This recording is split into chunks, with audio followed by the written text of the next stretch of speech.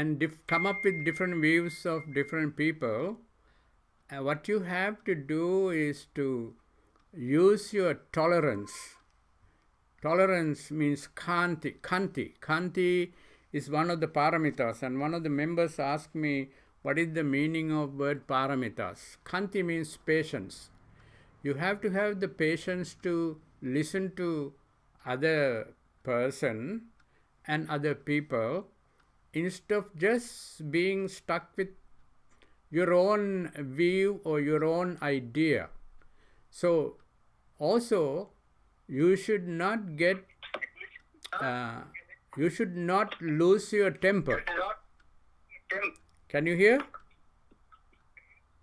Yes, I can. You should not lose your temper and speak to the other person harshly. But you are intelligent, you discuss the matters intelligently. Without arguing, you can discuss the matter. That is what Buddha meant by assemble harmoniously, meet harmoniously.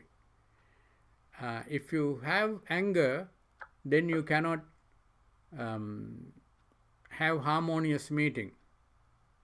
So you should not have anger when you go to the meeting, and you have to have the tolerance for opposite views, different views.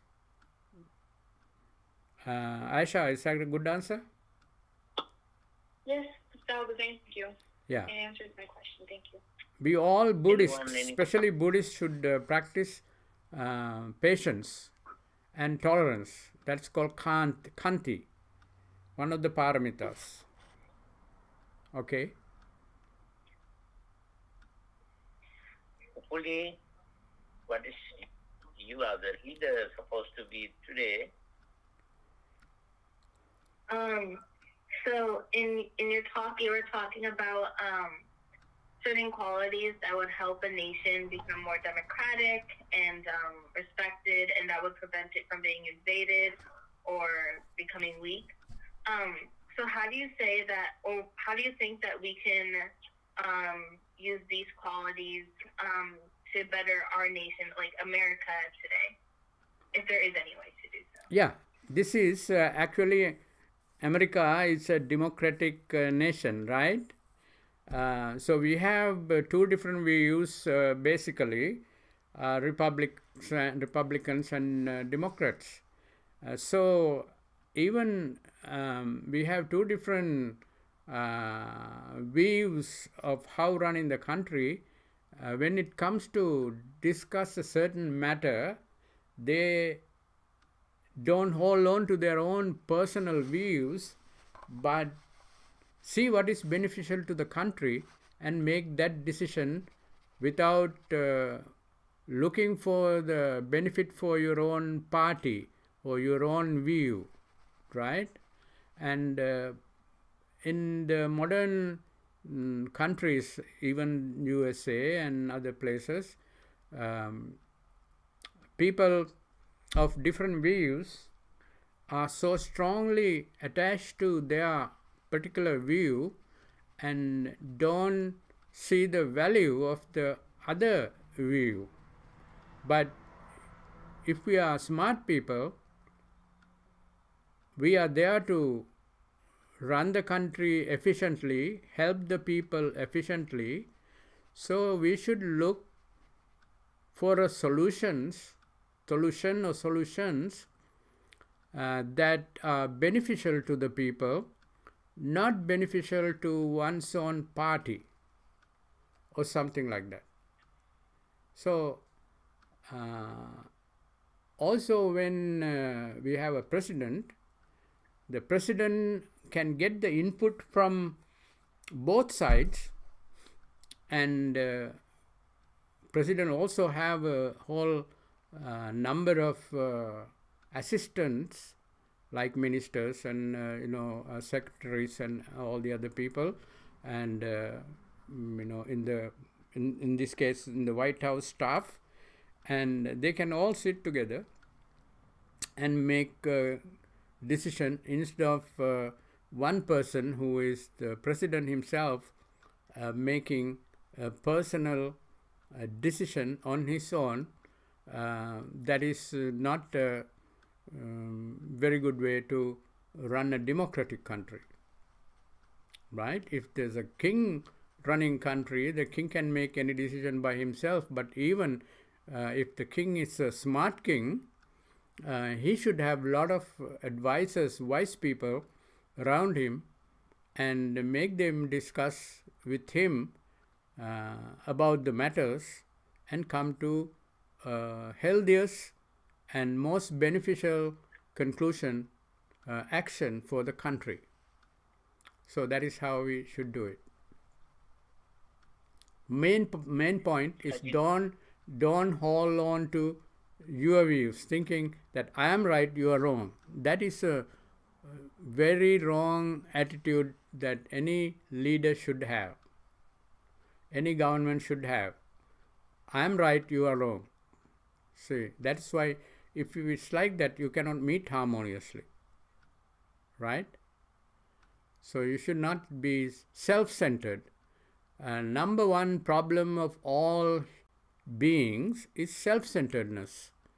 So any person, you're in the family, the father is self-centered, or the mother is self-centered, or the children are self-centered, then the family is very a difficult family, unfortunate family. But if none of the family members are selfish or self-centered, that is tanha is reduced, then they can come up with very good harmonious solution, and they become loving family. Right? So that is the most important part. Any part of the question that I missed? I think you answer very well. Sajini, you have any questions? Do you guys have the paper which I sent in a kindly read? If you have a kindly read then number 5 and ask question about how the Buddha, how wonderful way asking to the all of kings, all of countries to how to respect the women, not to make any raping and doing wrong thing to women and respect for them. Who going to ask that question? Anyone here? I can see Tarushi.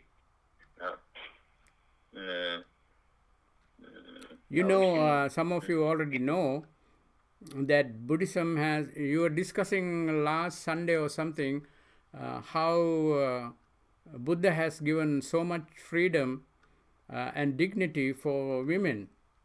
And so this is because Buddha knew that women is a very important part of our community, and they should be treated properly, and they should be happy, and they should be prosperous, and they should be free to make proper decisions for the family or for the country.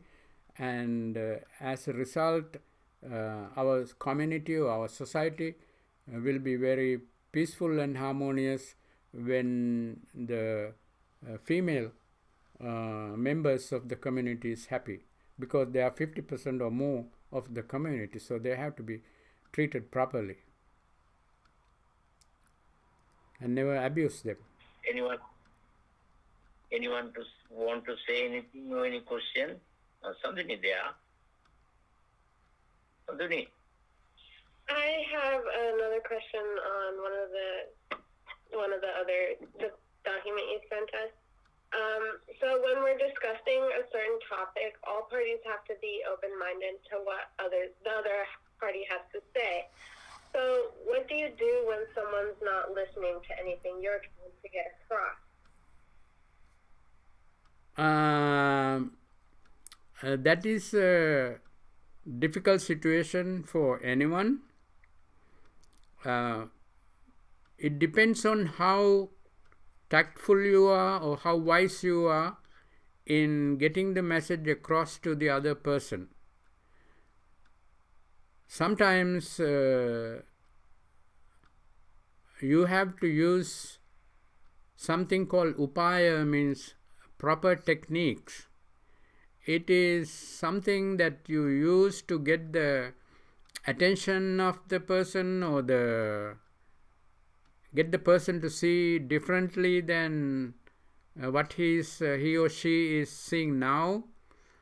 Then at that time that person would be able to pay attention to you or listen to you. But normally in self-centered world we are living in, it's not easy for us to convince others for something other than what they think is right. So self-centered people always try to hold on to their idea and don't give up their idea and don't listen to the other person and don't come to a compromise. Wise people always listen to other people and come to a compromise, and then everybody will be happy, and the result is also not totally bad, not totally good, but not totally bad. So the come to the center of the argument, the point is very important. That is what we call compromising. So you listen to the other person, I listen to you, and so you come to a center, middle ground, and come to a conclusion. But sorry. But when you have friends, you are hanging out all the time, who are not paying attention to the other side or other people's ideas, and you should know that this person is not a very good person for you to hang out too much. So you don't cut him off or cut her off, but you spend limited time with such a person, because it is a big strain on you. You don't want to have suffering, because idea of being a Buddhist is to live without having too much suffering. So following Buddhism, reduce suffering little by little, and finally completely eliminate all suffering. But as a high school student or college student, you are still around a whole bunch of other young people, and among them there are well refined people, there are very unrefined people.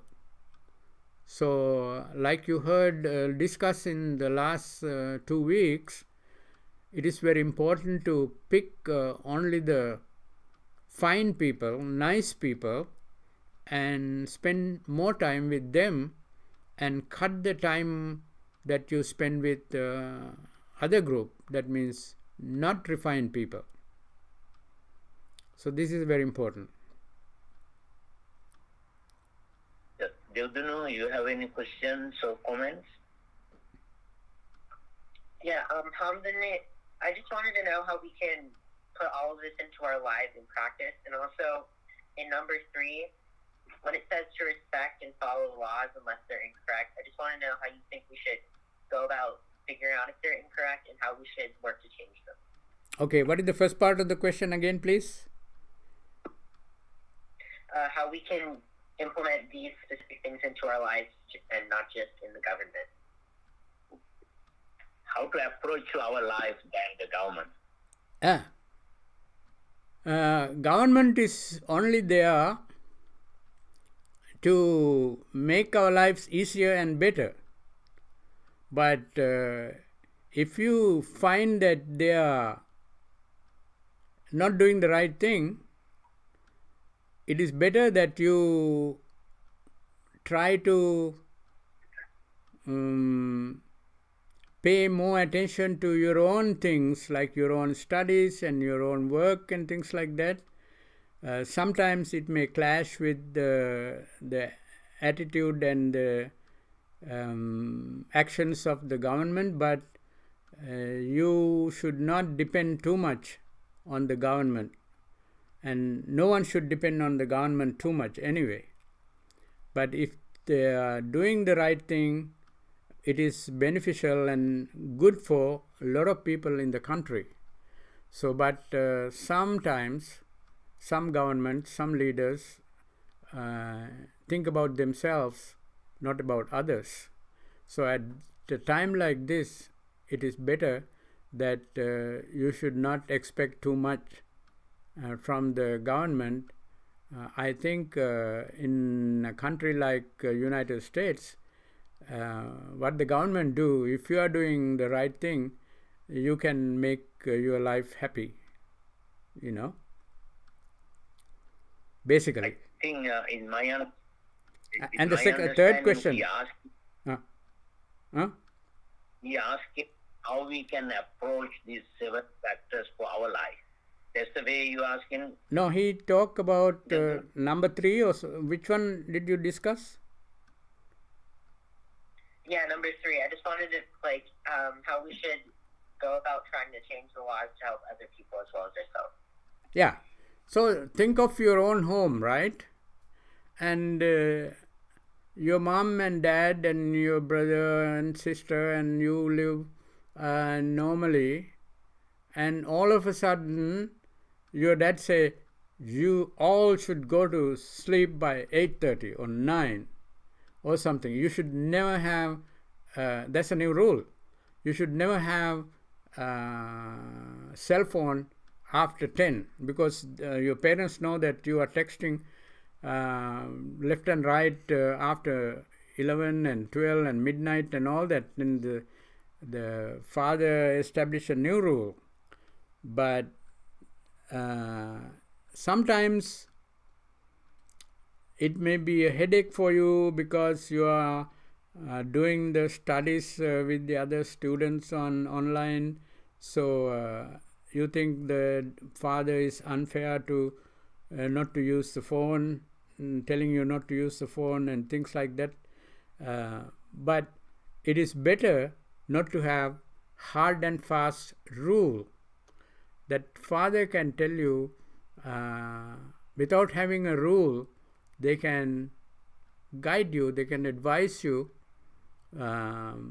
son, try your best not to use the phone after midnight, or maybe after 10, after 11. Things like that is better than having a hard and fast rule. And also very important, if there is a rule that is already following in the house, that you get up at exact certain time or something. It's a simple rule I'm talking about, no? And then if we say that, oh no, you can sleep as long as you want, that's changing the rule.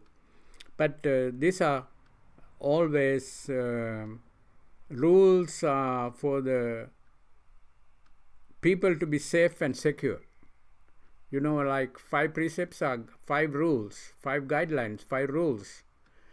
When you follow the 5 rules, it is safeguarding you from a lot of trouble and a lot of danger. So the rules are helpful, but unnecessary rules that you are adding to the set of rules is not a very good thing.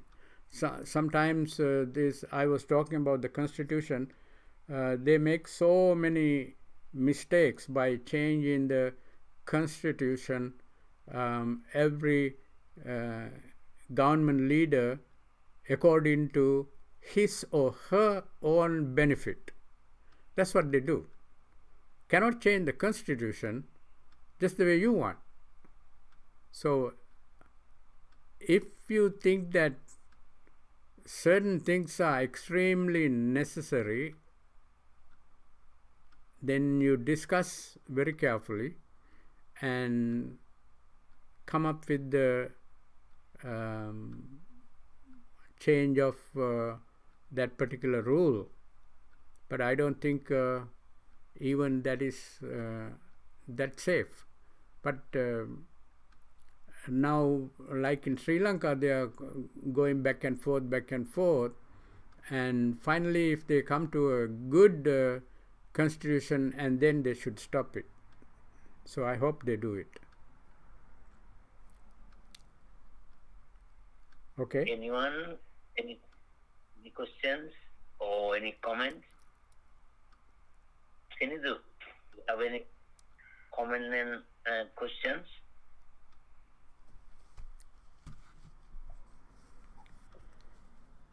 Who else? Hi. You want to ask any question or any comment? Okay, now I have a question here. Somebody asked one of the members of our temple, one family asked this question, what is the meaning of Paramita? Paramita is something that you use to refine your skills. If you are too stingy, you don't know how to give. The practice of giving is something that you should practice. So that is a paramita. Paramita of dana, practicing giving. Earlier I mentioned that you have to have patience. Don't get upset so easily, don't get rude and other things like that. And then paramita is to train you to be a person who is patient, in Khanti Paramita. Sila Paramita. Don't be too difficult on other beings and hard on other beings and rude and cut their fingers, cut their limbs and kill them and things like that. If you are doing that, is not that refined. But Sila Paramita means training yourself to be a nice person. And if you are too lazy and you don't get anything done, and then life becomes very, very miserable for anyone, you yourself and other members of the family or other friends. So the putting effort is a very important training that you should have. That training is Virya Paramita. Metta Paramita, if you are so unkind to your mother and your father and your sister and your neighbors and your classmates, if you are so unkind and rude and always think bad about them, that is not having metta. When your mother do something, say something that you don't like, instead of getting angry, you should have metta towards her. You should take her as your friend and pay attention to why she is doing it and what is the benefit that she get when I change my habit. So then, so this is another paramita, sila paramita, metta paramita. Practice metta, forgiveness and being kind and being nice and treating them as your own friends, your mom or your sister, your classmate, your teacher. Take them as your friend, and then you always be nice to them because you are nice to your friends. So the paramita are the coursework that you need to complete to become enlightened. You can become enlightened in 3 levels. Just like you are passing, you are graduating from college at 3 levels. You are just barely graduate. Then you can graduate as an A student. Then you can graduate as a gold medalist. There are 3 levels of graduating from school. So becoming enlightened has 3 levels. First level is becoming an arahant. You see everything that Buddha teaches according to what he taught. After working hard, you see for yourself what the Buddha taught. 4 Noble Truths and 3 characteristics and Eightfold Path, how it works for you, and all these things you learn from the Buddha. And the second way to graduate is without any help from anyone. You work very hard by yourself and become enlightened. And that's the second level of becoming enlightened. That is called Pacceka Buddha. But this person became enlightened, but he don't know how to teach to anyone else because he doesn't have the language skill. But the Arahant, the first level of enlightened person, has the language skill because he received it from the Buddha himself. And the third level of becoming enlightened is called Samyak Sambuddha, fully enlightened one, without help of any other being. Everything that Buddha learned is directly from his own observation and experimentation, and then he find the truth and fundamentals of life, and then he come out and teach the other people.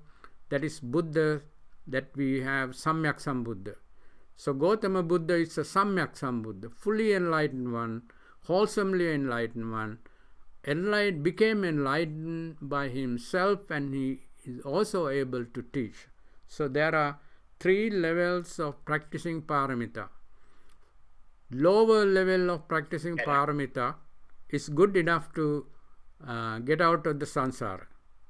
The second level is good enough to get out of the samsara, but you have the credit that you did it by yourself.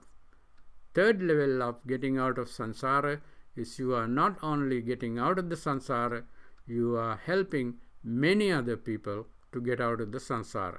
So that's the third level. So our Buddha practice paramitas to the highest level, 10 paramitas. In Mahayana, they are talking about 6 paramitas. That is the condensed form of 10 paramitas that we have. So we talk about, Theravada Buddhists talk about 10 paramitas, and that is the paramitas. Paramitas means training courses. You have to have the training course to overcome your greed. You have to have the training course follow and complete, not to be angry, hateful. That's the Sila Paramita. Things like that. 10 paramitas. Prajna Paramita is another one. Being wise, meaning being able to make good decisions quickly, accurate decisions, very hard, but you have to try and you have to practice and practice and practice, and finally you become very good at making proper decisions and taking right actions. That is because you have the wisdom. So these are paramitas. Anyone has any question about paramitas? Can I add something? Yeah. It is a commentary says a very beautiful way explaining Karuna, Kopa, Salya, Parigahita, Danadyo, Guna, Parami. It means when we practice these 10 perfections, we must have a compassion as well as skillfulness. Even daily life, when we do anything, if you jump on when you got in, for example, while Mr.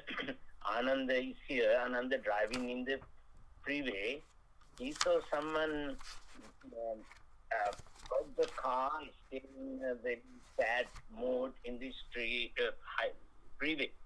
So if he has a lot of compassion, immediately go back, coming to that place, that person may be going to pick up. Before that, if you, according to Buddha, before that, even though you have a greatest compassion, you have to skillful Upaya Kaushalya, you have to have a skillfulness, whether this man has a drug or whether this man crime person or someone I may get in trouble. Even though you have a lot of greatest compassion, don't jump on to help someone without using your skillfulness. That's the way in perfection. Everything have to practice. Thank you for your opportunity. Anyone has any question regarding that or comments? We did not ask any parents. Okay, Parents maybe are one of supposed the future weeks you can take different paramitas and discuss in the Sunday school, Yeah. right? And I have another We're going to question do that, yeah. from the same member. Actually, it's Gamini and Keelita. What is the role? People kill animals, fish, commercially for food. Is this sin? At the same time, these people do service by providing food for the needy. We can consider this as a merit. What is the overall effect? Sin versus merit for this person. So this person, like a butcher who kill animals, slaughter animals for feeding other people, and someone who go fishing and catch a lot of fish and come back with full boat of fish and sell it. Now the karma is decided by the emotion that you have while you are doing this. In other words, when you are killing the animals, you don't like their life, because with the life you cannot cut the animal into pieces and sell it to people. So you have to kill the animal, meaning take the life away from the animal. To take the life away from the animal, you have to have so much negative energy, that is hatred or anger. So if the action is done by a beautiful emotion, that is a good karma. If the action is done with very unpleasant, harmful emotion, that's a bad karma. So these people, when they are fishing, sometimes the fishermen, for example, don't think too much and they don't have too much anger while they are fishing. So they kill thousands of fish, but they don't have personal attachment to their kills. So that, in other words, this is called in Buddhism asankarika. Asankarika means his emotions are not directly involved in killing the fish. Asankarika chitta. Not you are fully engaged in killing the animals. But maybe the slaughter person, someone who is slaughtering the animal, they have a little personal attachment, personal connection to the animal to take that animal's life. Now, when you see this YouTube shows that some people are trying to kill a cow, the cow is resisting, and all these people are fighting and fighting and fighting against the cow to tame him and put him down and kill him. At a time like that, they are working so hard to kill that animal intentionally and physically and mentally involved in the killing so much. So the bad karma is immense. I hope you have seen some of those videos that in some countries, some people try to kill this cow, and the cow is resisting, and he's giving the best fight he can give to these people who come to kill him, and by the end you die anyway, because there are 5, 6, 7, 8 people against this one cow, and they tie their legs or tie their head, and they put him down.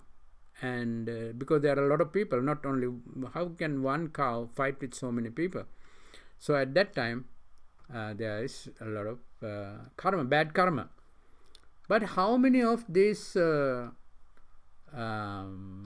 butchers or the fishermen think that, oh, I'm so happy today because I can feed so many people when I go to the shore, when I go to this country, I can feed so many people. Do they think like that? They don't. That's a very good emotion, very good feeling if they do that. But I'm killing this cow, it's a big cow, I can feed so many people with this cow. I can take the hunger away from many people. He doesn't think like that. He thinks, wow, this is a big cow and a lot of meat. I can make a lot of money out of this meat. So that's how he thinks. So that's a greedy thing. So that emotion is not a very healthy emotion, and he make a lot of bad karma. So this fish person also don't make good karma, because he never think that I am killing this animal, killing this fish to make sure a lot of people have food and they enjoy their meal. No, that is not the case. They also think, oh, I got a lot of fish, now I can make a lot of money by selling all these fish. That's a selfish thinking. If the selfishness is involved, it's a bad karma. If a selflessness is included, that's a good karma. Very simple. So this person who kill animal, although they sell it to other people, they are not making any good merit. So this karma is still pretty bad. So that's a conclusion. But anyone want to add anything, Bhatte Piyananda or someone else? I think first we give an opportunity to our young people, then maybe Ananda is a good person to... Okay, Ananda, give me give me your comment. You want to say something? Yeah, okay, but I think Bhante is giving... Ananda, let us give the children first, then you Yeah. Nikini, you want to say something? Yeah, I had a question about the story. So I can't really hear you because it was cutting out a bit, but what was the importance of the physician to the story? Oh, the story I was telling you earlier, right? Okay, Jivaka is one of the most famous physician in the Buddha's time. And he was actually the personal physician of the Buddha. When Buddha is sick or having any need of help, he's the one attend him all the time. And he goes to see the Buddha twice a day, every day. That is the Jivaka. He's a very rich man because he was grown up in the palace, and he was also the physician of the king Ajatasattu. Maybe he was also the king, physician of the Bimbisara, Ajatasattu's father also. So he was a very good physician. And he was a very, very devoted Buddhist, and he was in among the ministers of the king Ajatasattu. But king was hesitant to see the Buddha because he feels so guilty of killing his father, during the time of the Buddha, this is a serious offense. He put his father in the jail and kept him there, and even his mother was secretly taking some food to the father in the jail cell, and he stopped his mother taking any food. And finally mother put some honey and some rice flour and things on the mother's body, and he goes to the jail cell, and the king, who is the father, all king, lick the mother's body and get nourishment, food. That's how she did. Nobody can catch that mother taking anything, because he didn't take anything. His food was on her body, all over his body, in terms of rice flour and honey. So anyway, this king, this Jivaka, was one of the close minister of King Devadatta, and he's the one who suggests, King, you should go to see the Buddha. Okay, and that's any question about it? No. That's a part of the story. Yeah, simply I explained this Jivaka, Buddha's doctor, what had happened in ancient India when there was called prostitutes, then got a girl, they kept the girl, the boy they're going to kill. That had happened. Then Jivaka's mother give a birth a son, throw away to the garbage can. That day the king was the country, some astrologer says this time someone were born, going to be very, very famous, very successful physician. So king somehow got this child, adapted, Bimbisara adapted as his own son. Also, the Ajasattu looked like a brother to him at that time. Then Jivaka went to the medical school, become a greatest. His sister, Dirima, become a well-known prostitute, later on become a very wonderful, greatest devotee to Buddha. That's a story saying so many things. Thank you, Bante, explaining this one. Now, Ananda want to say something regarding the animals. Okay, Ananda. Where are you?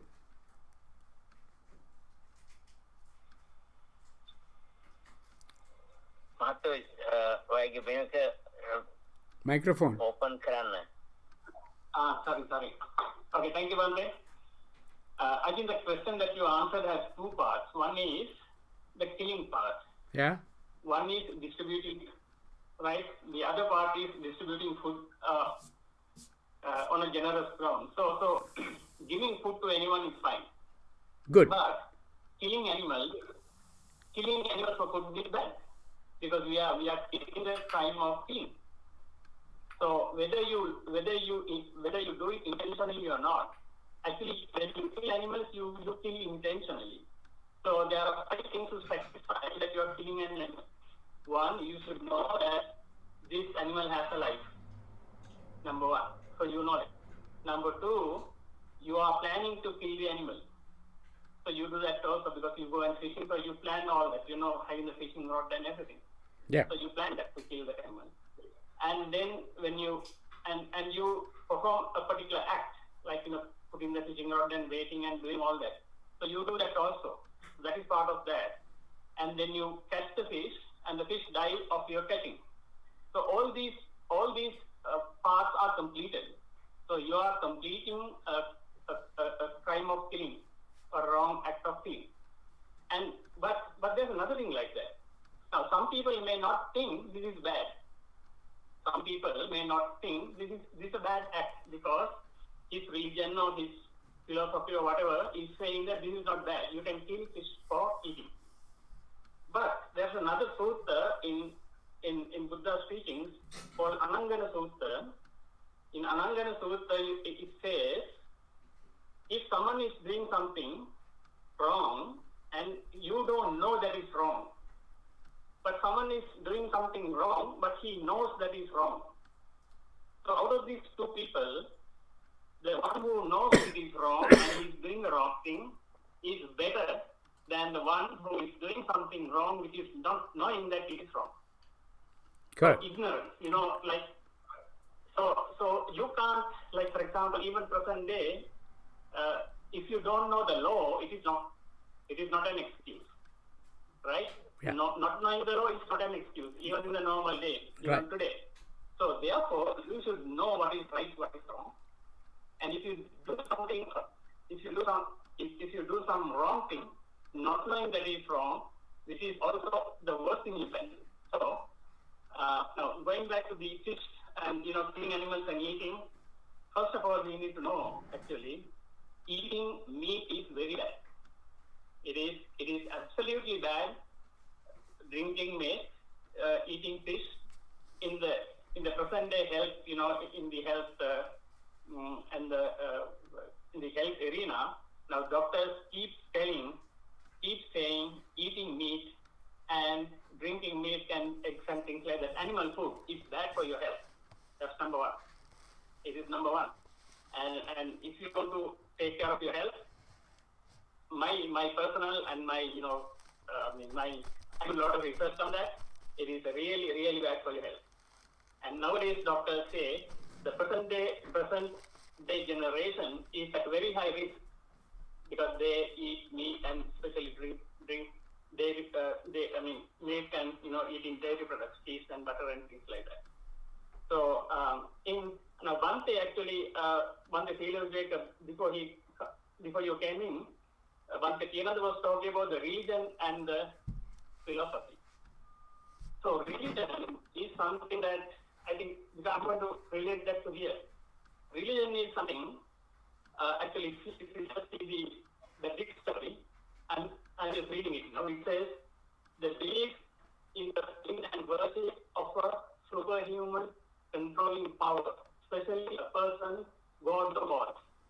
So the religion is always based on some superpower is telling us what to do.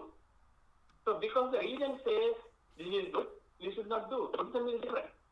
Buddhism is a philosophy. Now, even though say Buddha Dhamma, it is not the agama, it's not a religion. Agama is religion. So it's a philosophy. Just because someone said to you that this is okay, you should not believe that way. Now, in Rahulavada Sutta, now, I mean, these people had a lot of questions about, how to handle a quarrel and things like that. So you just see your act is good for you and for the others. Two people, both parties, to you and to the others. If it is good for you and for the others, both people, both parties, then you do it, whoever who said it. But if it is not good for either you or for the other party, either party, if any of the parties have a bad effect on that action, don't do that. Whether it is your religion says or some other religion says. So you have the choice here. You have the choice to decide what is right and what is wrong, not because someone is telling you. So that is philosophy. That is what the Buddha says. Another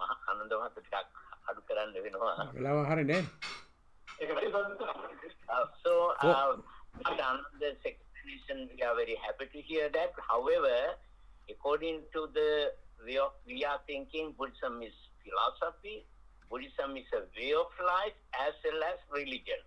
Why we are called these three things? Because religious, maybe some of them may not want to say religions. Example, when we have a tree, the tree, tree does not have a bark, very difficult to protect inside the tree. Therefore, bark is important. Likewise, religious, some kind of rites and rituals are very important to protect the religion. For example, as a monk, we have been wearing almost 24 hours this robe. This is coming from Indian tradition. Indian monks those days did. This is called like our kind of a ritual, rites and rituals. it's very important to protect the Sangha members. Without Sangha members, very hard to continue the religion. By the way, I want to jump on a little bit. Bhante Sirivimala explained, he did a marvelous, both of them a very good job. In the Abhidhamma, when we talk in Abhidhamma, first call, there are 12 type of unwholesome mental states. Among them, Domanasa, Patiga, Sampayutta, Asankara, Sasankara, there are 2 type of mental states. No one can kill without anger. When you have anger, when you kill someone with anger, naturally it becomes an unwholesome act. Therefore, according to even Abhidhamma, we analyze when we someone kill, if the animal or man or woman or anyone, any killing, that time the person mind automatically become a patiga, mean the anger, hatred, ill will. As a result, it become definitely going to be unwholesome act. So we do not have much time almost. Okay. Any children, anyone want to speak before we conclude? People, you want to say something before we conclude?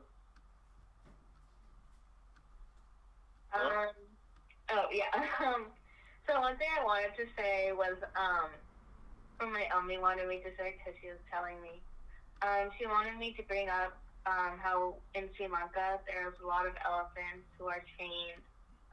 In some temples that we go to, they have elephants that live at the temple in like a really restricted area, and it's kind of big, but it's not big enough for an elephant. And they're kept there because for parenthood. And it's kind of ironic to keep elephants in captivity if we're Buddhists. And I brought this up to another Hindu.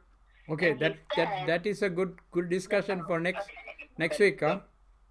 Yeah, simply can I answer for a question, then we can go move. Hopefully, in the temple we do have elephant. If the elephant stay in the forest, what had happened most of the time, they each other fighting, killing. Then sometime when growing up in Sri Lanka, a lot of elephants coming to villages, destroying properties, people are man and elephant and fighting, killing lot. Instead of that, they stay in the temple, getting a love and affection, a lot of food. They don't have to do anything. Very respectfully, they go to the procession. They are very proud to do so. And when Venerable Sri Vimala, myself, sometimes when we go to Sri Lanka, I go to Gangaram, Perahar, the elephants are coming and very happy and respecting us. We are feeding them. That is these so-called Western NGOs propaganda. Other than that, if you go to Sri Lanka, temples are taking care of, look like I taking care of my cat. Same way, taking care of very well. Therefore, we don't have to worry about that. Then next Sunday, definitely, we're going to have I already make 30 questions. All of you should sign up, send to maybe Wednesday we will send to you. And Venerable Sila Vimala, Venerable Kondanya, as well as Stephen Lawn, all of you are you are going to teach us, we are the listeners. Thank you so much. Thank you, Ananda Mahatya. And okay, thank you everyone. We are going to have continue to our program, and now everyone here in Sacramento area or the other parts of the country participating in our program here. Dhammasakaccha was almost complete. Now we have Buddha Puja hour. Technically, we were supposed to finish Dhammasakaccha at 3:45, 3 and 3:45. Anyway, So now we have the Buddha Puja, and Here in Dharma Vijay, we have a separate program. Therefore, we're going to away from you. Then Right. continue your work in. No, we are doing here. We are doing different thing. Thanks so much. Okay, bye. Bye bye. වෙනත් තෙරුවන් සරණයි අපිත් නිව වෙනවා මිසින්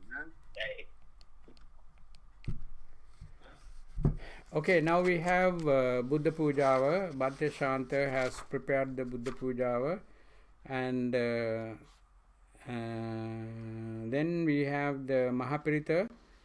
Mahapirita means Mangala Sutta, Ratana Sutta, and Metta Sutta. When we recite Mahapirita, we add several things in the front and several things in the back, and so therefore we will need about 20, 40, 20, 30, 35 minutes to complete the Mahapirita, and then that is the end. But before that, we remember to observe 5 precepts just for the people who observe 8 precepts, and for everyone else. Okay? එහෙනම් අපි දැන් බුද්ධ පූජාවට ලෑස්ති වෙන්න. Everyone, please be.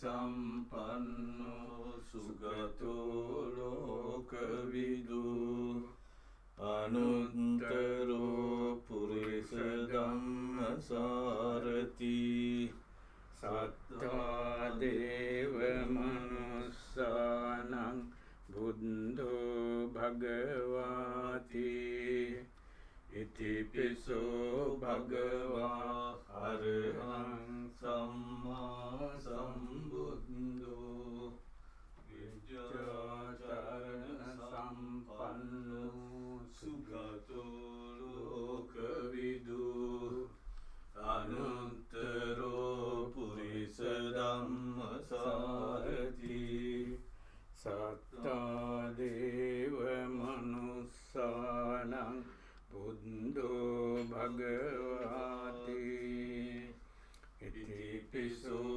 bhagava arahang samma sambuddho vijjacharana sampanno sugato lokavidu anuttaro purisa dhamma sarati satta deva manussanang buddho bhagavati.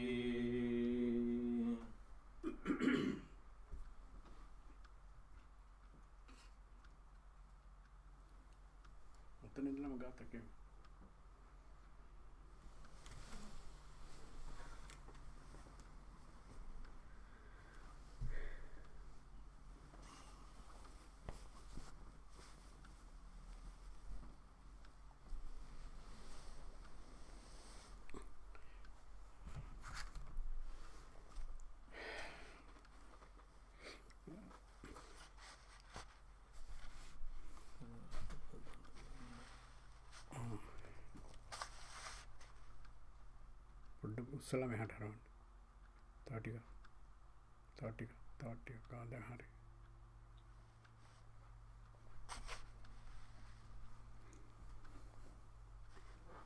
The monks made the offerings to the Buddha already, and before recite the gathas, let us observe 5 precepts to release 8 precepts. And everyone, please put your palms together and recite Namo Tassa 3 times to observe.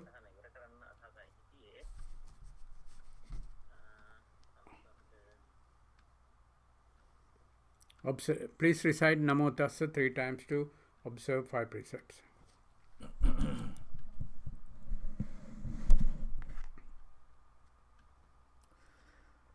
බුද්ධං සරණං ගච්ඡාමි ධම්මං සරණං ගච්ඡාමි සංඝං සරණං ගච්ඡාමි ဒုတိယံ පි බුද්ධං සරණං ගච්ඡාමි ဒုတိယံ පි ධම්මං සරණං ගච්ඡාමි ဒုတိယံ පි සංඝං සරණං ගච්ඡාමි တတိယံ පි බුද්ධං සරණං ගච්ඡාමි တတိယံ පි ධම්මං සරණං ගච්ඡාමි တတိယံ පි සංඝං සරණං ගච්ඡාමි ပါဏာတိပါတာဝေရမဏီสิกขาပဒံ စမာදිယာမိ အဒိန္နာဒါနာဝေရမဏီสิกขาပဒံ စမာදිယာမိ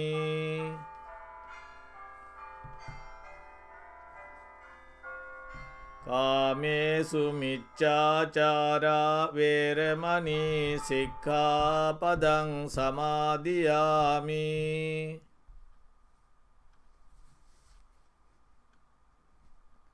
မုสาวาดาဝေရမဏီสิกขาပဒံ စမာදිယာမိ